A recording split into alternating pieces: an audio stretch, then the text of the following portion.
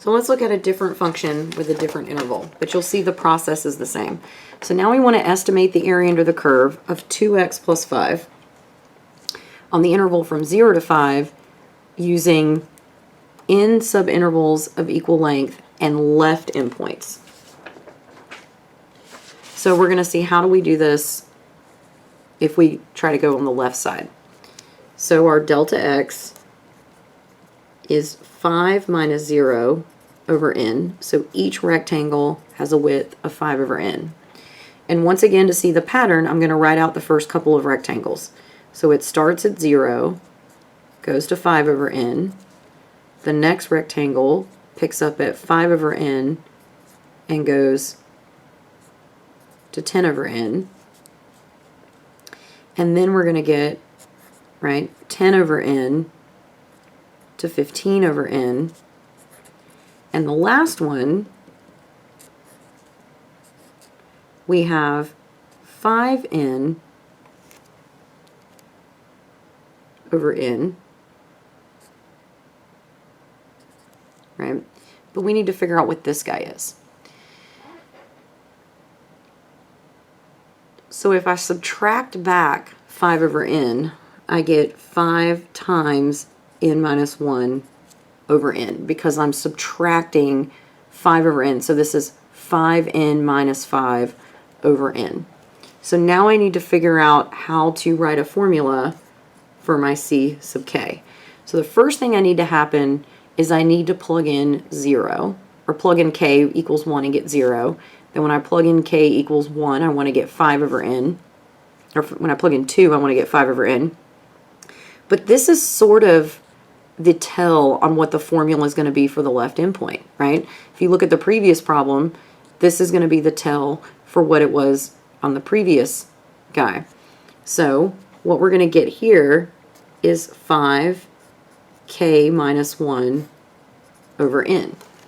So if I look at this, I can test it out. So if I plug in 1, I get 5 times 0 is 0. If I plug in 2, 5 times 1 is 5. If I plug in 3, I get 5 times 2 is 10, right? If I plug in 4, I get 5 times 3 is 15. So this is going to work for us.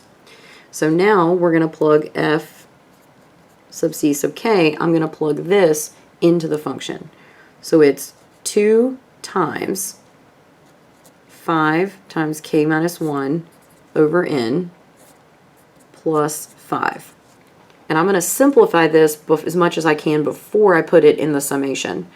So if I distribute the 2 across, I'm going to get 10 over n times k minus 1 plus 5.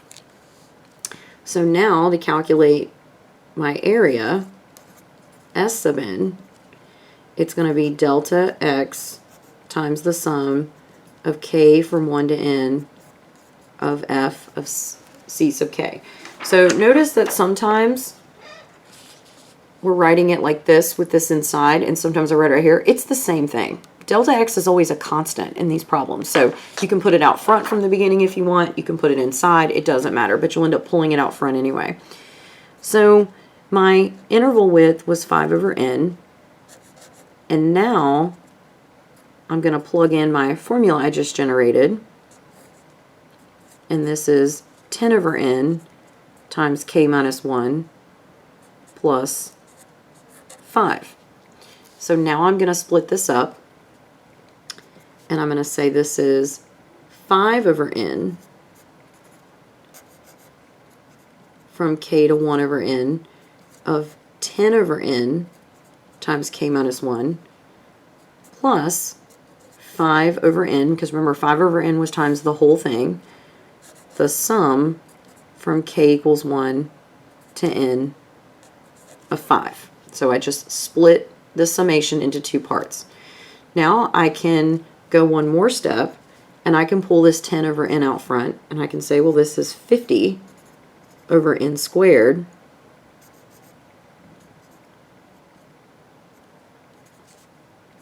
of k minus 1 plus 5 over n from k equals 1 to n of 5. So now I actually have enough to do my formula. So 50 over n squared. We know the sum of k, so if I add up all the k's, I get n times n plus 1 over 2. And we know the sum of a constant is just 1 times n, plus 5 over n, and the sum of 5 n times is just 5n. So here, my n's cancel. Over here, I can clean this up a little bit. And I can say, well, when I distribute the 50 across, the 2 cancels, and I get 25n times n plus 1 over n squared. When I multiply 50 over n squared times n, one of my n's cancels, and I get 50 over n, and 5 times 5 is 25. And so we could leave it just like this. So once again, we were told to estimate. So if we estimate, we stop here.